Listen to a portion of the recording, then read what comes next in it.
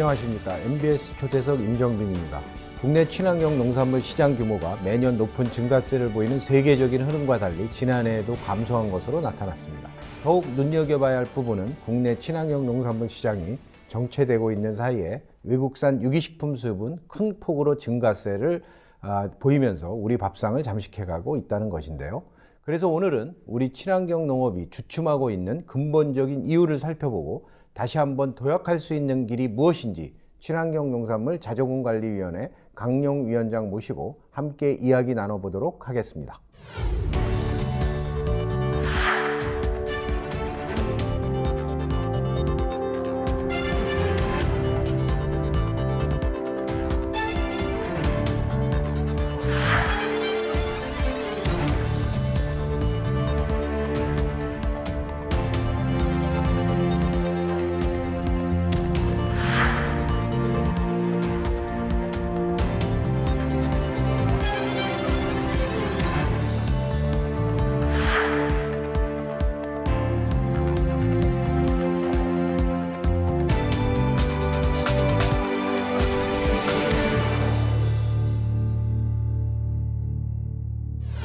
강 회장이 오늘 바쁘신데 나와주셔서 감사합니다. 예, 안녕하십니까.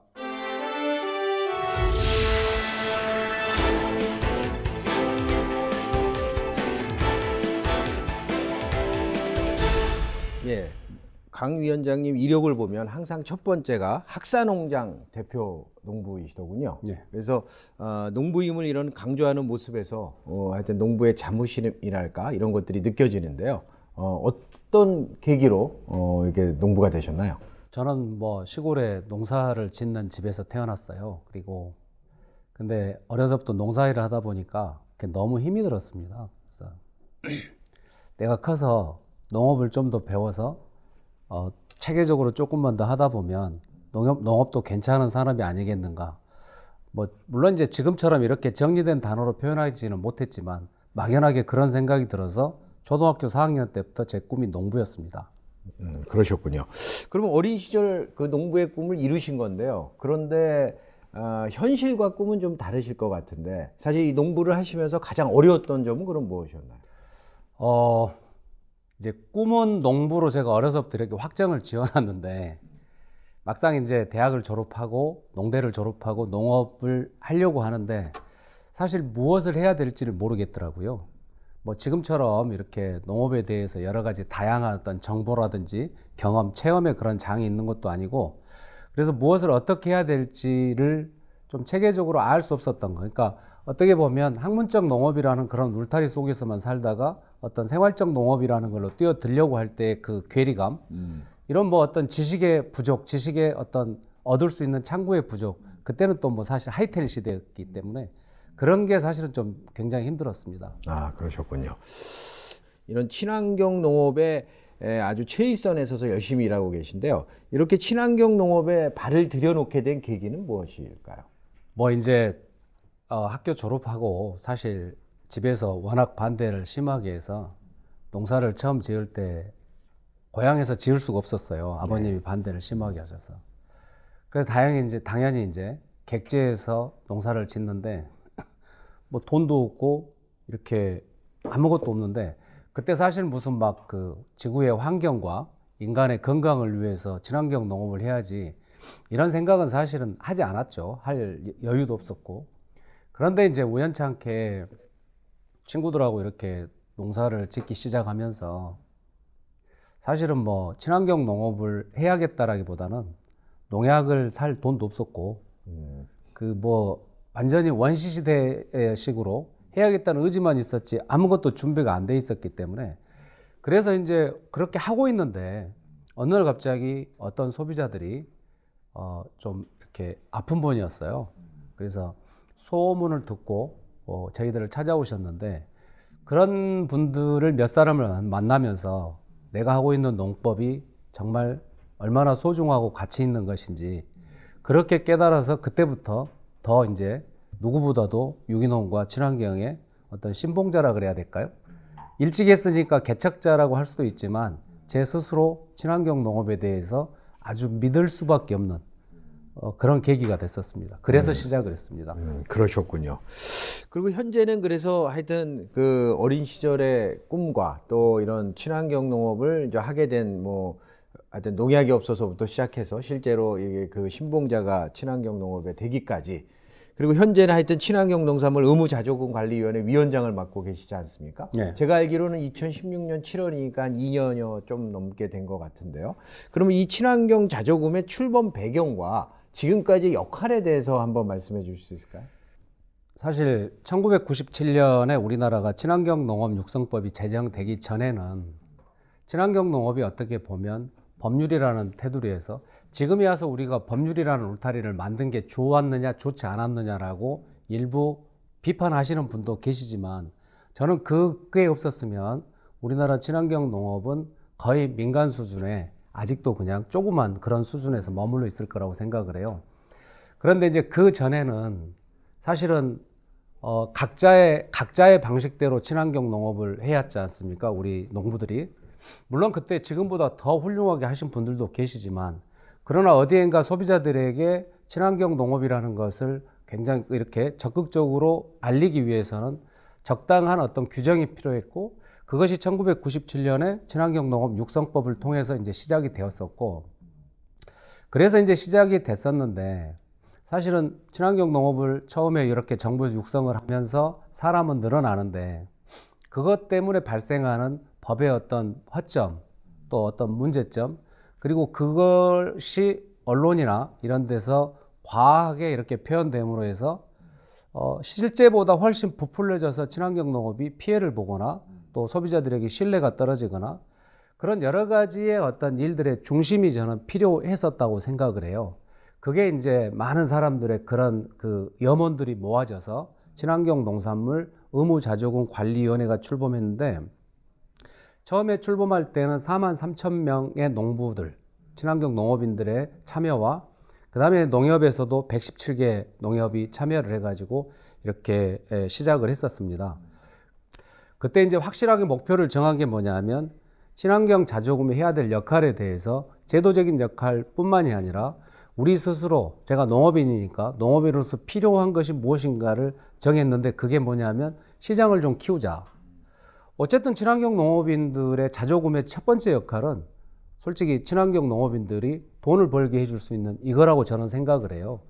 그러기 위해서 시장을 먼저 좀 키우고, 그 다음에 소비자들에게 기존에 또 친환경 농산물의 우수성이라든지 또 친환경 농산물에 대해서 오해하는 부분, 이런 부분에 대해서 더 알리고, 그리고 친환경 농산물이 우리가 좋다 이렇게만 이야기할 게 아니고 무엇이 어떻게 좋은지를 좀 더 과학적으로 체계적으로 연구를 좀 하자. 그래서 연구하고, 그리고 그런 것을 친환경 농산물의 소비 주체, 소비자, 그 다음에 중간 소비 주체, 예를 들어서 뭐 학교 급식 같은 경우는 영양사, 이런 분들에게 좀 교육을 하고, 이렇게 하는 것을 주 활동으로 해가지고 6개월밖에 안 했지만 그래도 열심히 해서 그런지 첫 해 16년도에 저희들이 평가해서 4위를 했고요. 작년도에는 자조금 평가에서 저희들이 A등급을 받았고 점수로는 저희들이 1위를 했습니다. 예. 그런데 이제 농가의 입장에서는 아무튼 이게 거출을 해야 되잖아요. 자조금을 모으려면. 물론 정부도 일정 부분 되지만 이런 거와 관련돼서 하여튼 돈을 내야 되는 문제이기 때문에 뭔가 부담을 느끼실 텐데, 이 농가들의 어떤 이해 인식 정도는 어느 수준인가요?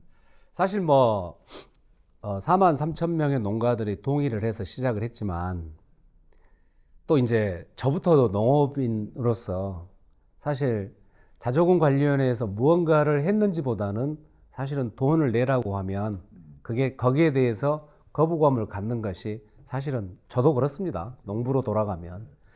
그래서 이제 제가 생각할 때 가장 첫 번째가 뭐냐면, 정말 내고 싶어 하는, 낼 수 있는, 스스로 자발적으로 내고 싶어 하는 그런 어떤 계기들을 더 만들자. 그래서 이제 자조금이 출범하기 이전과 자조금이 출범하기 이후로 저는 나눠봤어요. 그래서 자조금이 출범을 했을 때, 저도 위원장으로서 어디 가서 이제 자조금에 대해서 강의를 하면, 우리가 출범해서 이만큼 왔지만 요렇게라도 하나를 만들었습니다.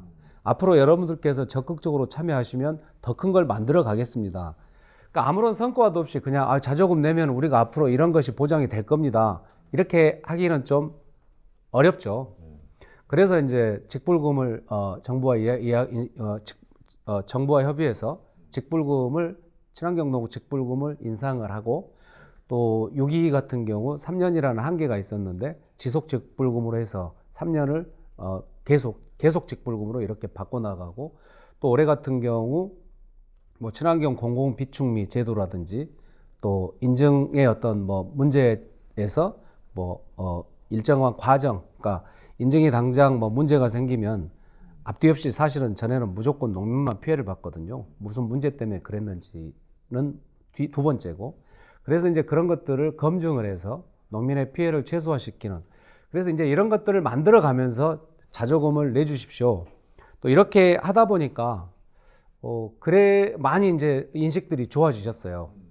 근데 그럼에도 불구하고 사실 맨 처음에 자조금을 내달라고 이렇게 이야기를 하면 지금도 생각나는 분이 굉장히 심한 분인데 진주에 계신 분인데요. 방울노마다를 하시는 분이었어요. 사무국에 전화가 와서 그냥 굉장히 상당히 심각한 표현 정도로 불쾌하게 이야기를 하셨어요. 그래서 사무국에서 도저히 해결 안 되니까 이제 제가 전화를 했는데 1시간 정도를 통화를 하면서 자조금이 뭘 하는 건지에 대해서 계속 이야기를 했는데 한 30분 정도 지나니까 이렇게 대화의 이제 방향이 좀 달라지시더라고요. 그래서 결국은 이제 마지막에 그런 자조금이라면 정말 적극적으로 참여하겠다. 오히려 내가 할 수 있는 일이 무엇인지를 좀 알려달라.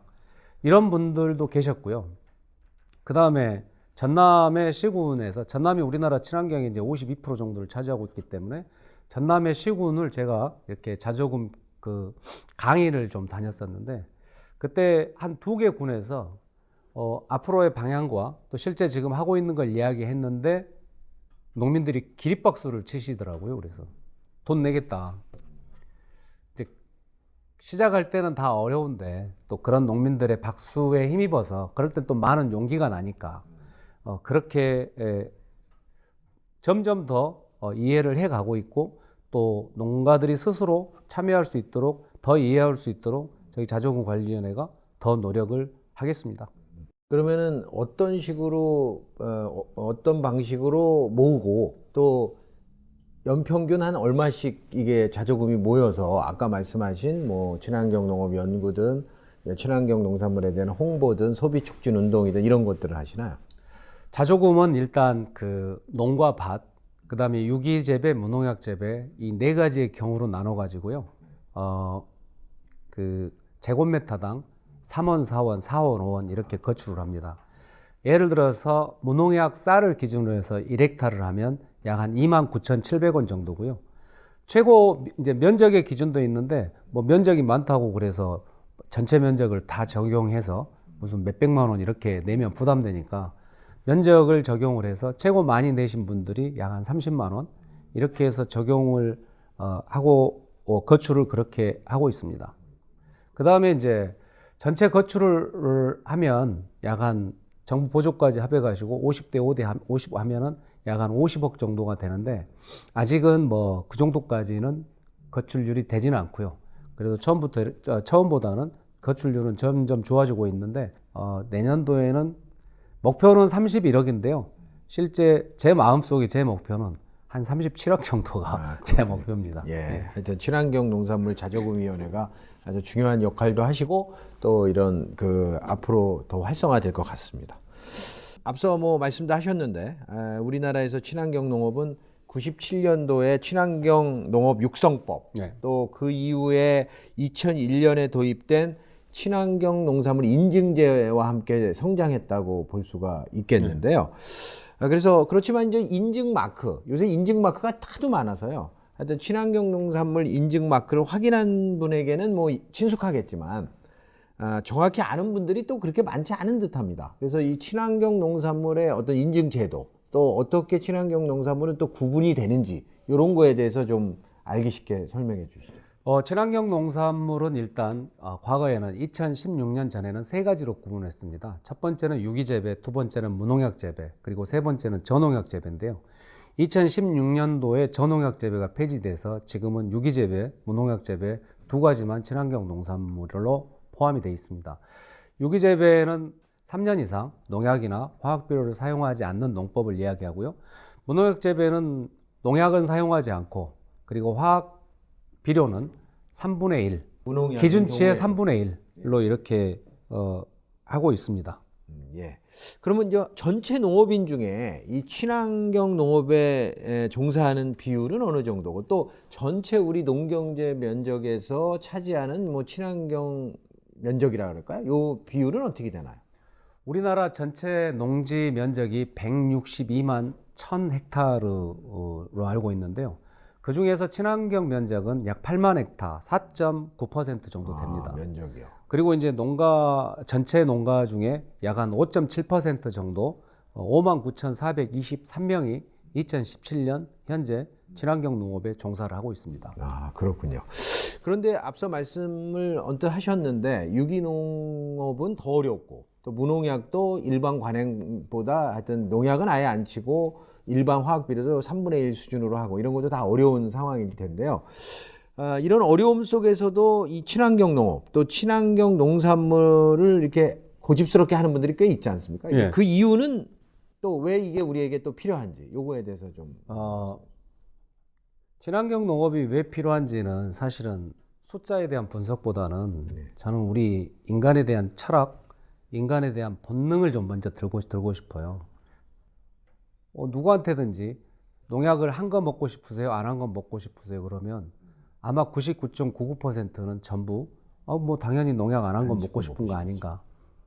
이것은 사실은 누가 가르쳐서가 아니고 지금 우리가 태어나서부터 살아가면서 스스로가 저는 느끼는 거라고 생각해요. 주변에 뭐 어떤 농약이 됐든 어떤 뭐 살충제가 됐든 심지어는 집에 있는 모기 한 가지도 그걸 스스로들이 느끼기 때문에 그렇게 물어보면 나는 농약 안 한 걸 먹고 싶다고 이야기하죠. 물론 이제 그 다음에 가격이라든가 신뢰성이라든가 여러 가지 것 때문에 생각을 많이 하는 분들도 계시지만 그리고 또 한 가지를 보면 왜 사람들이 아프면 좀 중병이 걸리거나 그러면 제일 먼저 찾는 것이 유기농 채소를 찾지 않습니까? 그것이 과연 학습 효과일까? 아니면 사람의 몸이 찾아서일까? 예전에는 3, 4월이 되면 유기농뿐만이 아니라 채소 매출이 굉장히 높아졌습니다. 왜냐하면 그때가 되면 몸이 녹색 채소를 찾는 시기 그렇게 되기 때문에 3, 4월이 굉장히 높았습니다. 7, 8월에 이제 휴가철이 예전에는 그랬었기 때문에 굉장히 높았고요. 그래서 다른 걸 떠나서 이것은 사람이 학습에 의해서가 아니라 본능에 의해서 필요하다고 저는 생각을 하고요. 그리고 이제 숫자로 이렇게 데이터로만 보더라도 사실 불행하게도 우리나라가 OECD에서 농약이나 화학비료 그리고 항생제 사용량이 1위입니다. 우리 네덜란드의 2위, 농약 사용량 2위인 네덜란드의 130%를 우리가 농약을 하고 있고요.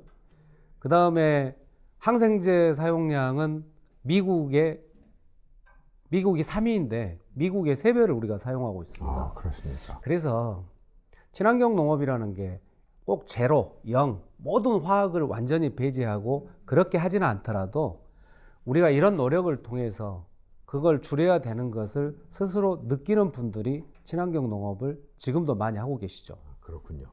그래서 하여튼 친환경 농업을 제가 주변에서 하시는 분들을 보면 하여튼 어떤 나름대로 각자 철학을 갖고 계신데 특히 우리 강 위원장님께서는 대학 졸업 후에 이렇게 학사농장이라는 직접 농장도 운영하고 또 현재도 운영하시면서 이런 걸 하고 계신데 하여튼 그럼 강 위원장님의 친환경 농업에 대한 철학은 뭐라고 정리가 될까요? 저는 뭐 철학이라고까지 표현하기 그렇지만 친환경 농업의 성장을 위해서는 친환경 농산물이 대중화가 돼야 된다고 생각을 합니다. 그게 막 생산비도 많이 들고 그러는데 무조건 가격을 저렴하게 해서 하는 대중화가 아니라 대중화가 될 수 있도록 국가 전체적으로 시스템을 만들었으면 좋겠다. 그래서 이제 저는 친환경 농산물의 대중화를 위해서 지금까지 일을 해왔는데요.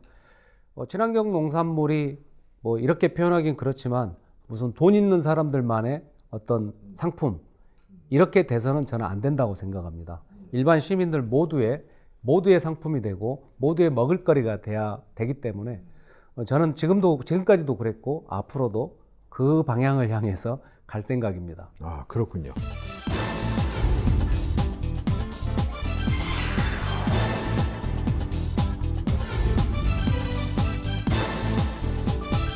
앞으로 하여튼 친환경 농업은 안전 농산물에 대한 소비자 욕구 충족뿐만 아니라 이 생태나 환경을 보존하는 데 있어도 반드시 필요한 농법이면 분명한데요. 특히 그래서 세계적으로도 유기농이라든지 친환경 농업이 굉장히 활성화되고 증가 추세인데 유독 우리 국내에서의 친환경 농업이 오히려 이렇게 감소 추세다.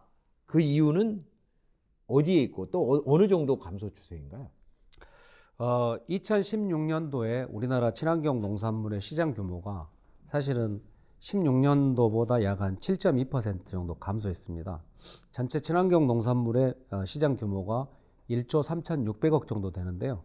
전체적으로 매출이가 시장 규모는 줄었지만 인증 면적은 조금 늘어났습니다. 0.8% 정도 늘어났는데요. 세계적으로 유기농 시장이 확대되고 있는 것과 국내에서 시장 규모가 줄고 있다는 게 참 아이러니한 건데, 물론 지속적으로 늘어나면 좋지만 지금의 상황이 그렇게 꼭 비관적인 것만은 아니다.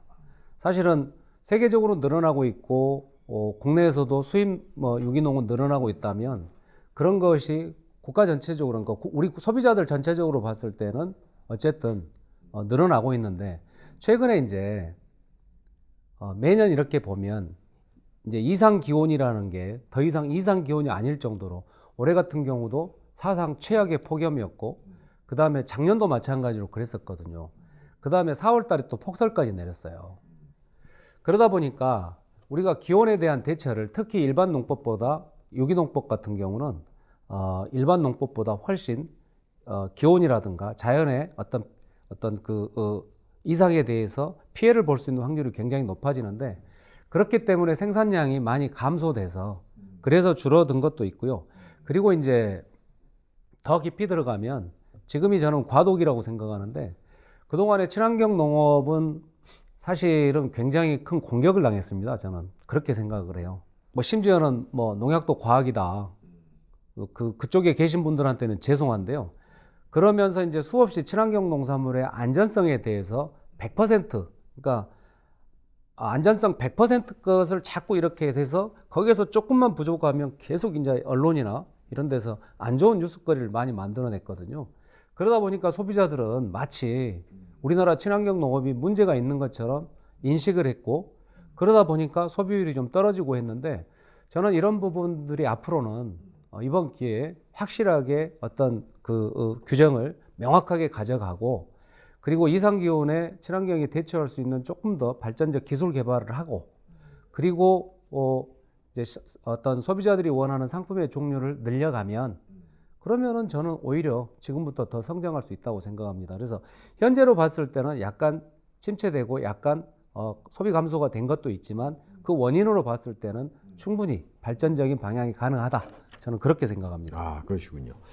그리고 제가 또 주변에서 이 친환경 농법을 통해서 농업 생산하시는 분들을 보니까 과거와 달리 이 어떤 친환경 농산물과 일반 농산물과의 어떤 가격 프리미엄이라 그러죠. 일반적으로 친환경 농산물 하는 게 아까 말씀하신 것처럼 어렵고, 또 생산비도 좀 저들고, 또 아까 기후 변화나 이런 거에 더 취약한데, 그러면 일반적으로 이제 가격을 좀 더 받아야 이게 소득도 유지되고 또 지속적으로 그런 친환경 농법을 활용해서 생산을 하실 텐데, 이런 거와 같은 데에서는 어떤 고민을 하고 계신가요?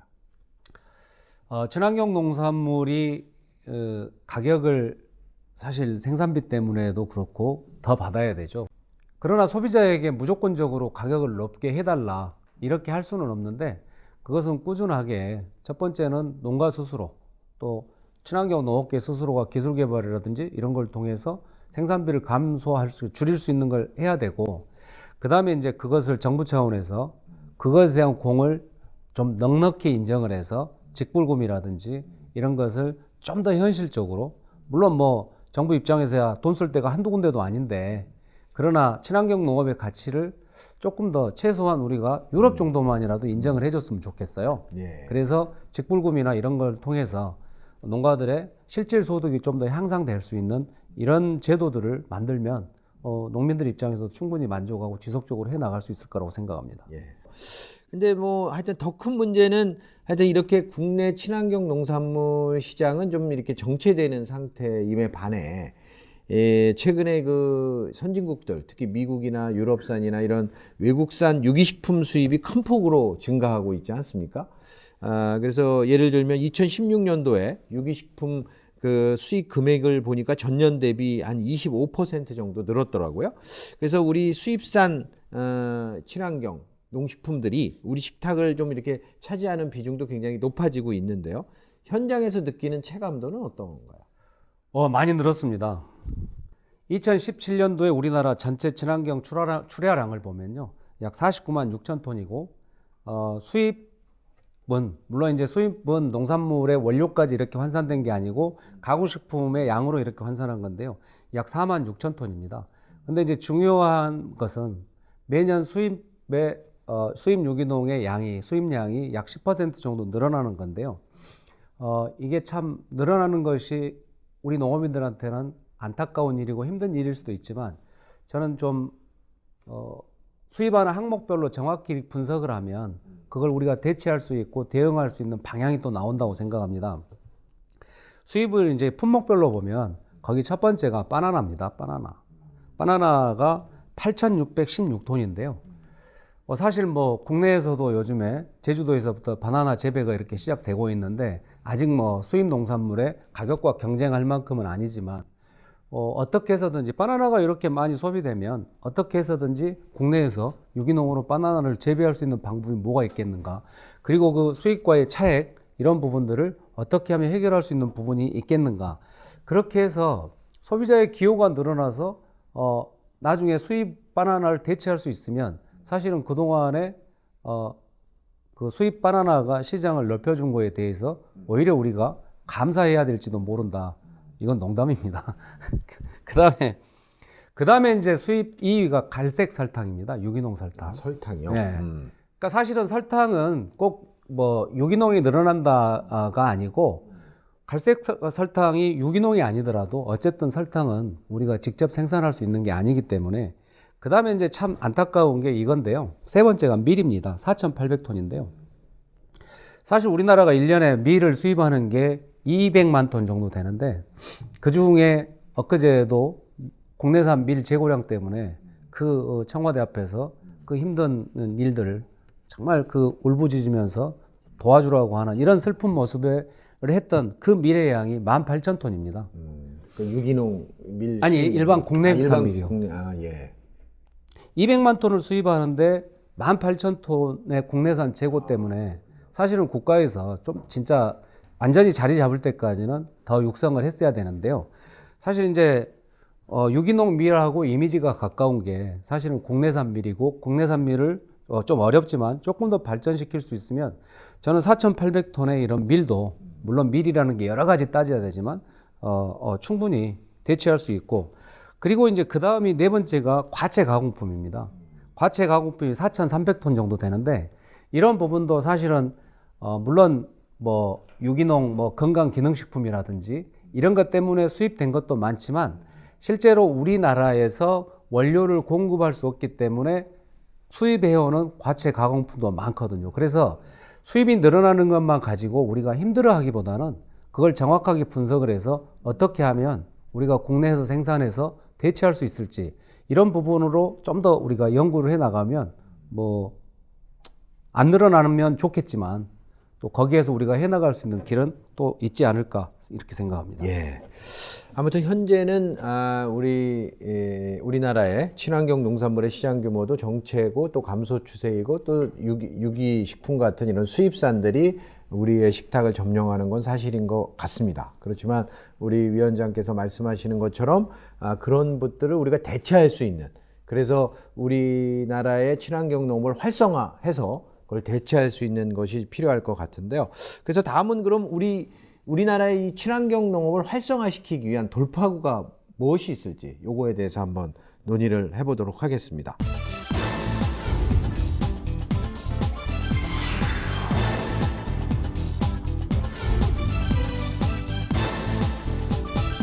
얼마 전에 이 한국농촌경제연구원 조사에 따르면 친환경 농업을 실천하는 이 농가들에게 설문조사를 했습니다. 그랬더니 가장 어려운 부분이 뭐냐? 이렇게 했더니 응답자의 한 40% 정도가 친환경 농산물 생산 기술을 꼽았다고 하더라고요. 친환경 농업의 생산 기술은 사실 여러 가지가 있지만 너무 힘든 게 저도 올해 고추를 심었다가 절반 정도가 진딧물에 피해를 입어서 절반 정도로 그냥 갈아엎었는데요. 사실은 여러 가지 힘든 것 중에 가장 첫 번째를 꼽으라면 사실은 병해충입니다. 병해충 중에서도 직접적인 피해가 가장 큰 게 해충인데요. 이런 병해충에 대한 방제 기술들을 좀 더 현실에 맞게 집대성을 해서 실제로 농가가 어떤 병, 어떤 해충 이것에 대해서 관심을 가지면 수십 가지 어떤 실제적인 방법을 통해서 실제 방제가 될 수 있는 이런 걸 좀 했으면 좋겠어요. 그래서 예를 들어서 내년도에 저희들 자조금의 사업계획으로 또 농가들이 개별로 이렇게 보면 개별로 이렇게 어떤 특별한 기술을 갖고 뭔가 특별하게 노하우를 갖고 계신 분들이 많아요.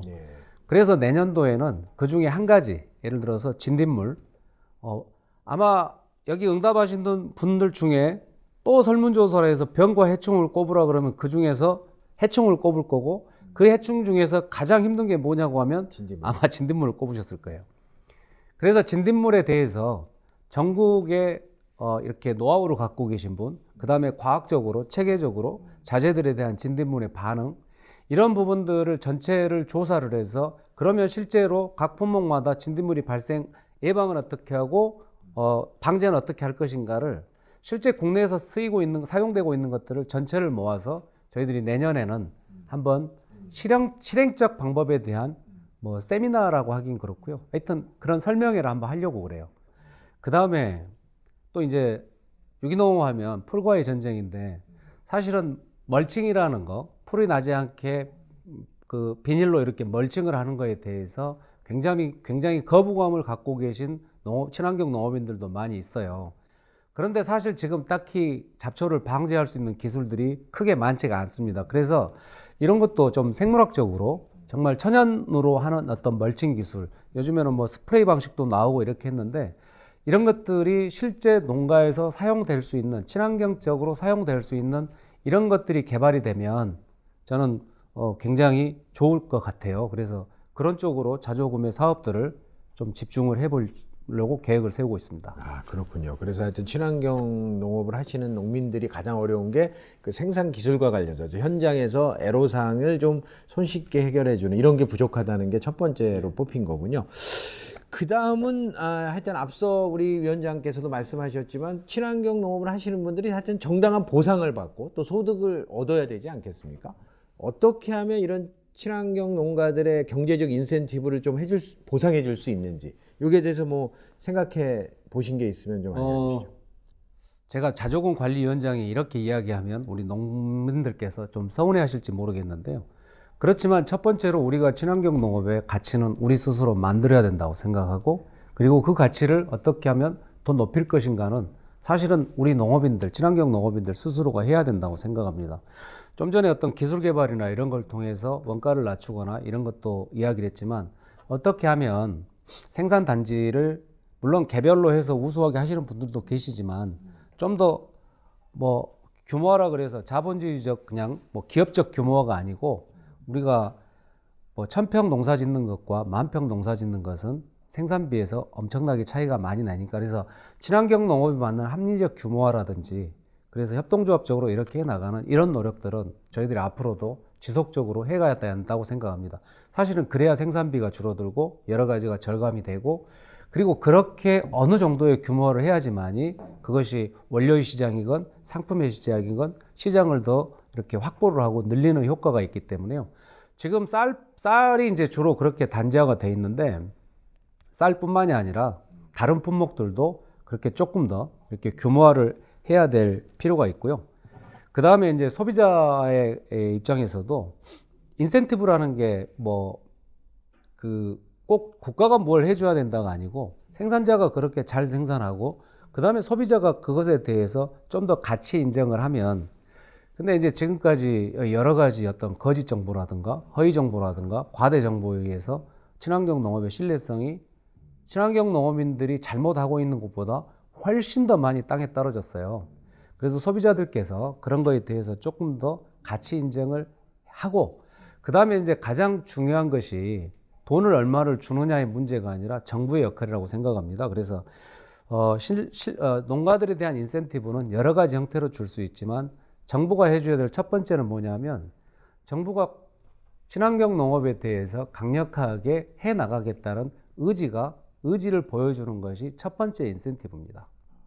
이것이 되지 않으면 나머지 뭐 직불금을 늘리고 뭘 하고 해봤자 저는 그 농민들한테 그냥 도움이 크게는 안 될 거라고 생각해요. 그래서 첫 번째는 강력한 의지, 이걸 표현을 해야 되고요.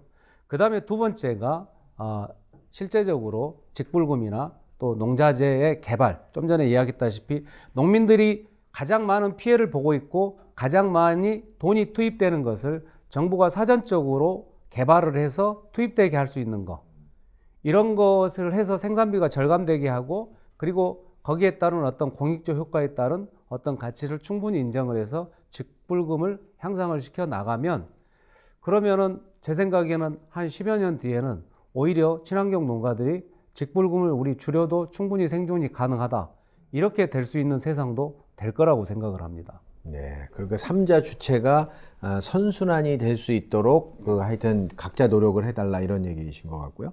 특히 제가 또 뒤에 말씀하신 것 중에 어떤 공익적 가치 얘기를 하셨는데, 선진국에서는 이게 단지 그냥 그 친환경 농산물을 생산하는 분들의 생산비 보전 측면이 아니라 국토의 어떤 환경이나 생태를 보전하는 이런 큰 어떤 국민의 삶의 질과 관계되는 것과 연관해서 이런 공익경 직불제, 특히 또 뭐 직불제라는 용어가 좀 뭔가 거부감이 느껴질 수 있는지, 아니면 선진국에서는 오히려 직불제보다는 그런 경우에는 뭐 환경 장려금 뭐 이런 이름으로 많이 집행을 하더라고요. 그런 것들은 저희가 정부의 강력한 의지를 가지고 하는 게 좀 필요할 것 같습니다. 근데 하여튼 근본적으로는 하여튼 무엇보다 친환경 농산물이 소비 확대가, 또 소비 자체가 증가해줘야 친환경 농업이 기본적으로 활성화되지 않겠습니까? 네. 그래서 이런 소비 촉진과 판로 확대를 위해서 어떤 그 대안이나 의견을 갖고 계신지 말씀해 주시죠. 뭐 몇 가지가 있는데요. 첫 번째는 시장을 창조하자, 그 다음에 시장을 확대하자입니다.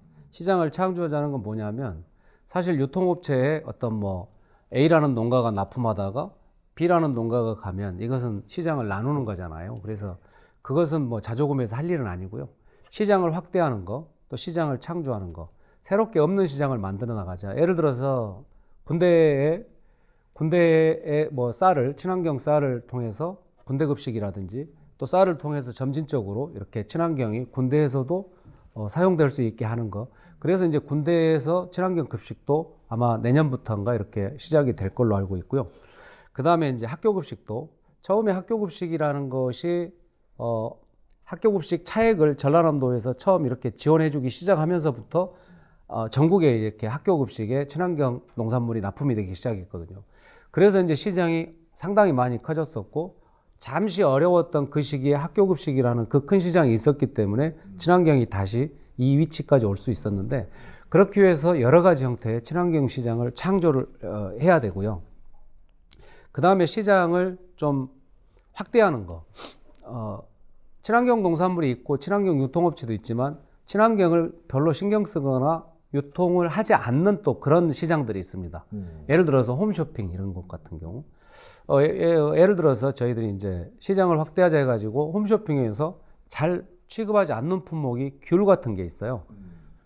상하고 리스크도 많고 가격도 저렴하고 하니까. 그래서 하지 않는데 우리가 책임지겠다 해가지고 공영홈쇼핑하고 이렇게 한번 했는데, 처음 했을 때 아주 대박이 났습니다. 생각했던 것보다 그냥 거의 한 4배 정도 이상 판매가 돼가지고, 공영 홈쇼핑에서 또 다른 홈쇼핑에서는 그전까지 거들떠 보지도 않던 친환경 귤이라는 것을 이제는 자기들 스스로 독자적으로 컨택을 해서 이렇게 홍보를 해서 그 홈쇼핑에서 판매를 하는 뭐 이런 것도 있고요. 그 다음에 이제 우리나라 친환경의 가장 큰 시장은 미래에서는 저는 수출이라고 생각을 합니다. 뭐 물론 예를 들어서 가까운 중국이 있는데 중국에서 수입된 것의 가격 경쟁을 보면 우리 것이 경쟁력이 있겠는가 이런 생각도 할 수 있지만 지금 중국의 친환경은 우리나라보다 더 비쌉니다. 그래서 그냥 막연하게 중국 이게 아니고 우리가 여러 가지 형태의 경쟁력을 갖출 수 있는 시스템으로 좀 체계적으로 수출 시장을 보고 육성을 해 나가면 머지않아 몇 년 뒤에 우리나라 전체가 친환경으로 하고 전체의 식품이 친환경으로 하더라도 저는 충분히 시장을 장악할 수 있는 그런 정도가 될 거라고 생각을 합니다. 아, 그렇군요. 하여튼 뭐 우리 전국에 있는 우리 농업 생산을 친환경 농업을 해서 이게 수출까지 가능하다 이런 아주 큰 야망찬 얘기도 해주셨는데요.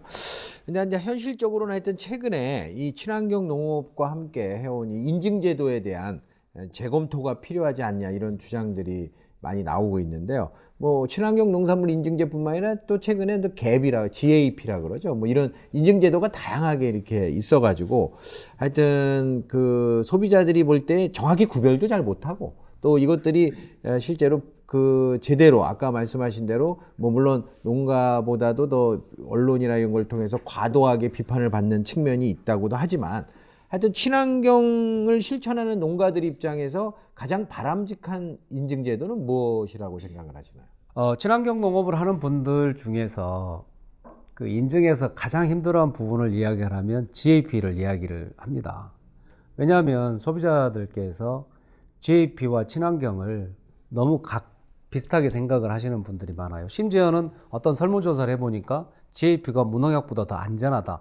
물론 이제 안전의 개념을 어디다 두냐에 따라서 뭐 그럴 수도 있어요. 근데 일반적인 소비자들이 이야기하는 안전이라는 것은 예를 들어서 농약을 주로 이렇게 이야기하는 건데, 그래서 바람직한 제도가 여러 가지 방향에서 볼 수 있지만 첫 번째는 제가 아까도 이야기를 했었지만 국가에서 친환경 농업에 대해서 어떻게 가고 싶다고 하는 것이 좀 변하지 않고 바뀌지 않고 지속적으로 한 10여 년, 20년 중요성과 가치를 충분히 인정을 해서 가겠다는 방향을 명확하게 해줘야 됩니다.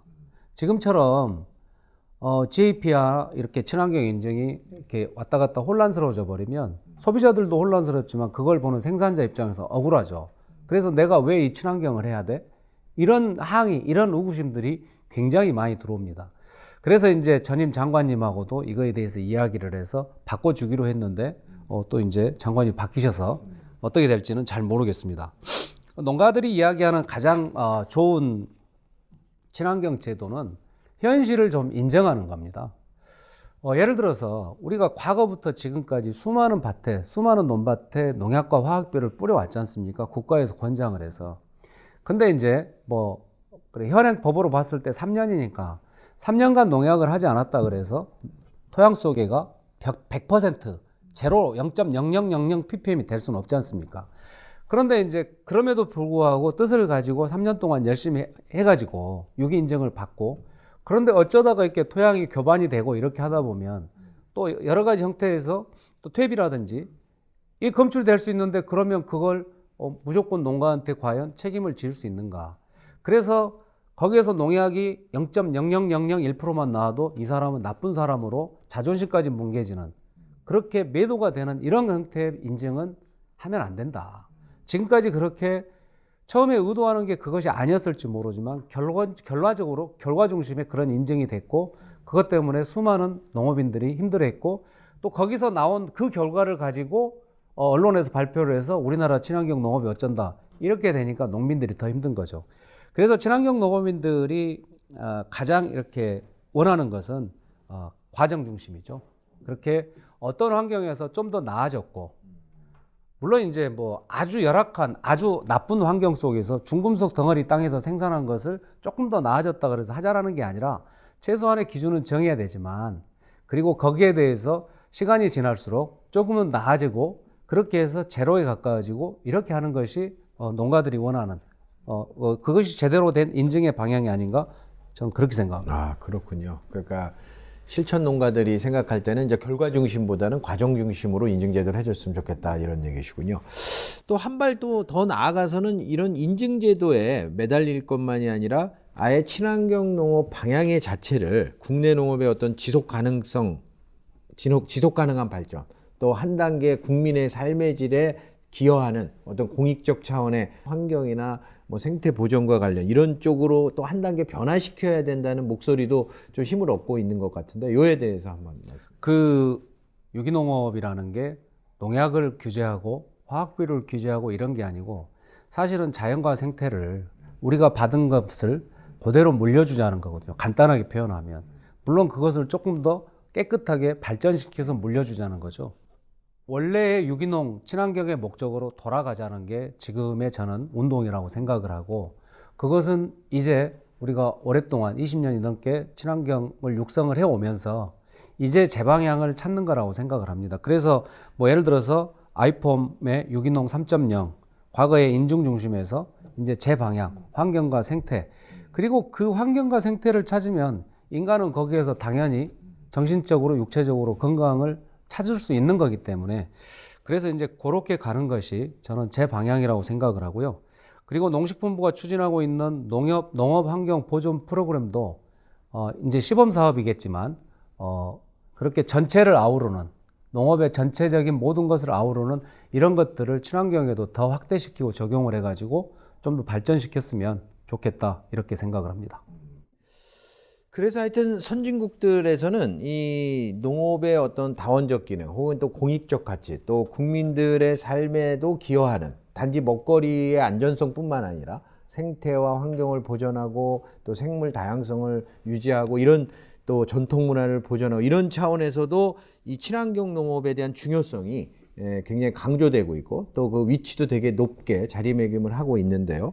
그래서 우리 농업도 또 이런 그 지속 가능한 발전, 또 국민들과 함께하는 농업이 되기 위해서는 이런 친환경 농업도 함께 성장해야 될 것 같습니다. 그리고 하여튼 오늘 이 자리를 빌어서 하여튼 구슬땀을 흘리면서 열심히 일하는 우리 농업인들에게 친환경 농산물 자조금 관리위원회 위원장으로서 한 말씀 해주신다면 어떤 말을 해주실까요? 힘드시죠? 저도 이렇게 밭에서 일을 하다가 뭐 사실 정부도 원망하고 또 여러 시장에 대해서 소비자들에게 서운한 것도 많이 있고, 그래서 이렇게 힘들지만 또 누군가가 이렇게 과거에 우리 선배들께서 노력을 해서 친환경 농업이 이만큼 왔듯이 지금 우리가 노력을 해야 또 5년, 10년 뒤에 지금보다 2배, 3배의 친환경 세상이 만들 수 있을 거라고 생각합니다. 자조금 관리위원장으로서 뭐 아직 노력이 부족하고 능력이 부족해서 못한 부분도 많지만 그래도 열심히 하루하루 뭔가 더 새로운 것을 위해서 만들어 나가도록 노력하겠습니다. 뭐 참고 끝까지 화이팅 했으면 좋겠습니다. 그리고 마지막으로 하여튼 현직 농부로서 우리 방송을 보시는 우리 국민들과 소비자들에게도 한마디 해주시죠. 제가 이렇게 이 친환경 농업을 하면서 제일 대답하기 곤란한 게, 가끔 소비자들께서 농민들이 밤에 몰래 약통 지고 나가서 농약한 거 아니냐 이런 의심을 하거나 말씀을 하시면 참 대답하기 곤란해요. 실제로 그래서 대답하기 곤란한 게 아니고 하도 좀 어이가 없고 하니까.